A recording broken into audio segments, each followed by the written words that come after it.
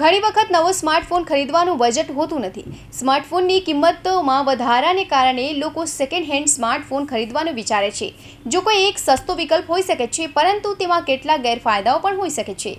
જો તમે પણ સેકન્ડ હેન્ડ સ્માર્ટફોન ખરીદવાનું વિચારી રહ્યા છો તો આ વિડીયો જોઈ લો. સેકન્ડ હેન્ડ સ્માર્ટફોનમાં તમને કોઈ વોરંટી કે સેવા મળતી નથી. જો કે ફોનમાં કોઈ સમસ્યા હોય તો તમારે તેને ઠીક કરાવવા માટે જાતે પૈસા ખર્ચવા પડશે.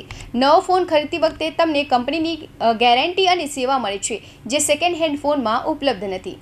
જૂના સ્માર્ટફોનમાં બેટરીની ક્ષમતા ઓછી હોઈ શકે છે, જેના કારણે બેટરી ઝડપથી ખતમ થઈ જાય છે. જૂનો ફોનના પ્રોસેસર અને કેમેરાનું પ્રદર્શન પણ નવા સ્માર્ટફોન કરતાં ઓછું હોઈ શકે છે.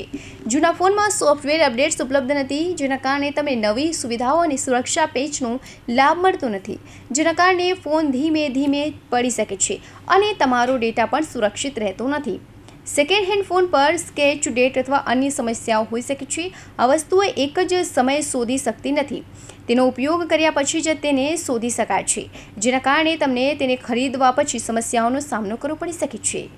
પણ આમ છતાં તમે સેકન્ડ હેન્ડ ફોન ખરીદવા માંગો છો તો ફોનની સ્ક્રીન, બેક પેનલ અને અન્ય ભાગોને સારી રીતે તપાસો. જો ફોનમાં કોઈ ખોટું નુકસાન દેખાય તો ફોન ખરીદવાનું ટાળો. બેટરીની સ્થિતિ તપાસો. જો બેટરી ખૂબ જ ઝડપથી ખતમ થઈ જાય તો તમારે બેટરી બદલવાની પડશે.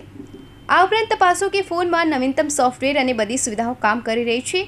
ફોનનો IMEI નંબર તપાસો અને તેની કાનૂની સ્થિતિ પર તપાસો.